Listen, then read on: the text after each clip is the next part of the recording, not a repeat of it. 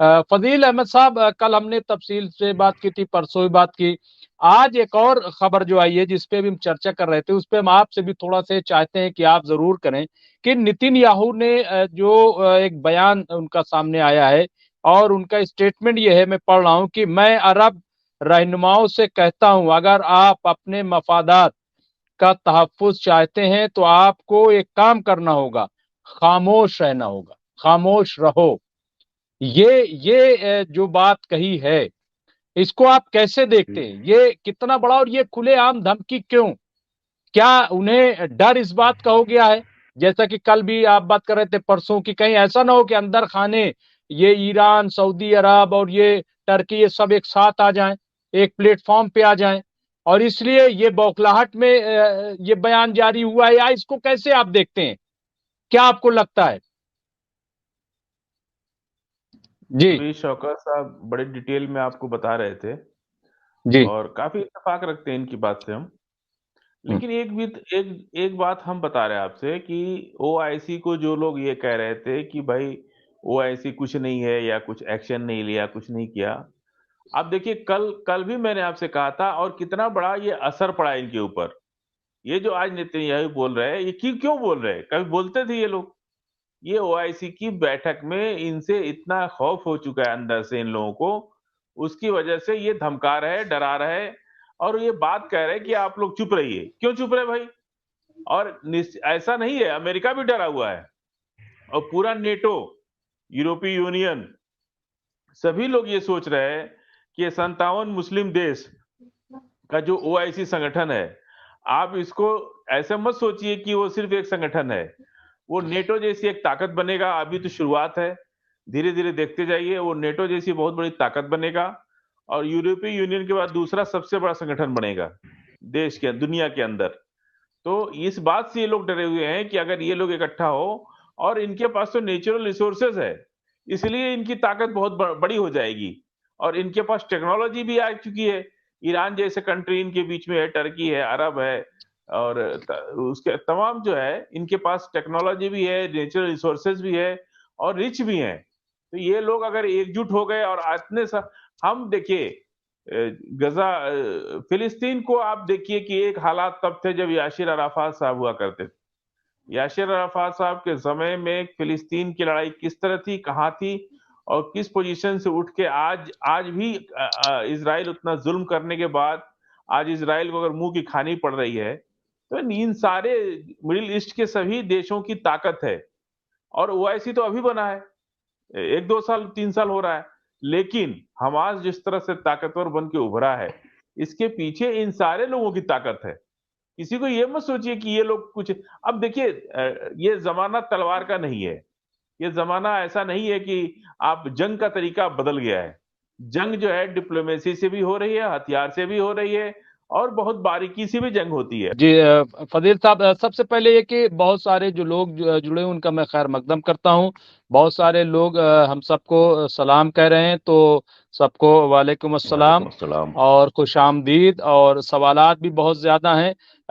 मैं फजील अहमद साहब से जानूंगा कि हिंदुस्तान का भी एक स्टेप सामने आया है कि पहले जब यूएनओ में आपने देखा कि जब वोटिंग हुई जंगबंदी को लेकर के, तो हिंदुस्तान ने शिरकत नहीं की थी, उसमें हिस्सा नहीं लिया था। लेकिन इस बार जो 142-43 मुल्कों ने जंग बंदी की जो हिमायत की है और इसराइल के मौकिफ की मुखालफत की है, उसमें हिंदुस्तान ने भी वोटिंग की है। हिंदुस्तान पूरी तरीके से अब फिलिस्तीन के साथ एक तरीके से कह लें इस मामले में। तो इसको आप कैसे देखते हैं? पूरे उस पे पस मंजर में मैं जानना चाहता हूँ, पूरे आलमी प्रेशर में, और इसके बावजूद जो इसराइल अभी भी अपने मौके पर डटा हुआ, अड़ा हुआ है, ये क्या है? देखिए, मैं 2-3 बातें आ गई। एक शौकत भाई ने कहा कि हथियार उनको कहाँ से जा रहा है। तो इसराइल जो है पूरा एक तरफ से समुद्र से जुड़ा हुआ है, समुद्र के रास्ते पूरे खुले हैं उसके लिए। अमेरिका बेड़ा वहां बैठा हुआ है, तो ये नहीं कह सकते कि वो तरफ से जा रहा है। उनके पास जी। पूरी अच्छी जगह है, उनको कोई दिक्कत नहीं है और अमेरिका का जहाज कोई चेक नहीं कर सकता पूरी दुनिया में कि कहीं भी इंडिया में भी आके घूम के चला जाएगा वो चेक नहीं कर सकते उसको। तो हथियार पहुंचाना तो बहुत छोटी बात है, और अमेरिका जैसी कंट्री के लिए, जहां पे यूक्रेन में पूरा समुंदर लॉक कर दिया है और पूरा रूस ने कब्जा कर लिया, अब उनके पास फिर भी वहां हथियार पहुंच जाता है। अमेरिका के जहाज को कोई रोक नहीं सकता, ना कोई चेक कर सकता है। ये सवाल तो नहीं है कि उनको हथियार कौन दे रहा है। उनके पास तो बहुत रास्ते हैं, पूरा समुंदर उनका पड़ा हुआ है उधर। दूसरी बात आपने शौकत भाई कहा कि ये भारत का रुख, ये परसों की जो मीटिंग हुई ओआईसी की, आप समझ रहे हैं इस बात का, ये उसका असर है। ओआईसी, भले लोग कह रहे हैं कि 60 साल पुराना है या 40 साल पुराना है, नहीं नहीं, ये सिर्फ डेट आ अरब गई है। नहीं नहीं, डेट ये 1960। आ गई है, लोगों ने बता दिया है, हाँ 69 में हाँ, इसकी देखा डेट मैंने। लोगों ने लिख दी है। जी जी। वो जी जी। वो जो है वो डमी मतलब संगठन था, सिर्फ संगठन था और कुछ था नहीं उसमें। अरब जो है अपने कुछ लोगों को मिला जुला करके पूरा मिडिल ईस्ट को वो करता था। वो लीडरशिप भी पुरानी थी।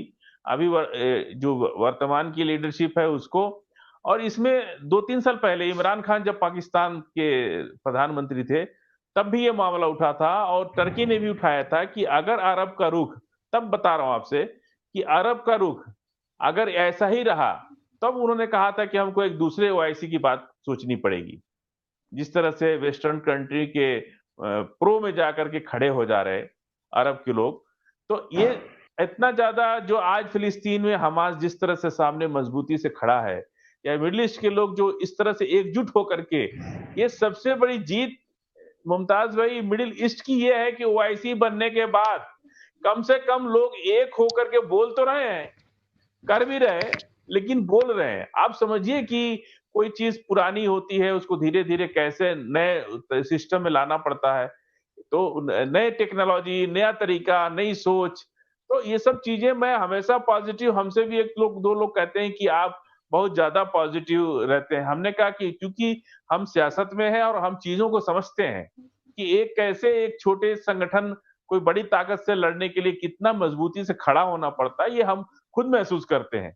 हम लोग देखिए इंडिया के अंदर मुसलमानों की इतनी बड़ी आबादी है, सभी सियासी पार्टियों में हम लोग मजबूती से हैं, लेकिन भारत का मुसलमान कोई हैसियत बना पा रहा है अपनी भारत की राजनीति में? कोई हैसियत है? हम बैठ के अपने घर में किसी को गाली दें, हम बैठ के किसी की आलोचना करें अपने ड्राइंग रूम में अपनी चाय पी करके, हम सबको जो है सरकार से गिरा देंगे। हम नरेंद्र मोदी को कुछ नहीं समझते, राहुल गांधी को कुछ नहीं समझते, सारा, लेकिन हमारा अपना वजूद क्या है? हम कुछ कर सकते हैं? सरकार हमसे डरती है? किसी से नहीं, कोई मुसलमान की इतनी, और आप जहां बैठे हैं उस इलाके में तो हजारों तंजीमें हैं। इतनी तंजीमें हैं कि तंजीम कम है, आदमी आदमी कम है, तंजीम ज्यादा है वहां। यही सब, ये सब सारी समस्याएं ग्लोबल प्रॉब्लम है ये, मुसलमानों की सोच की ग्लोबल प्रॉब्लम है कि जी जी लीडरशिप जी। की जो जो क्राइसिस है ना हमारे बीच में, हम खुद फेस कर रहे हैं। इंडिया के अंदर, भारत के अंदर मुसलमान ही लीडरशिप क्राइसिस फेस कर रहे हैं कि नहीं कर रहा है? बोलिए। किसी को कोई नेता नहीं मान सकता और कोई नेता है नहीं।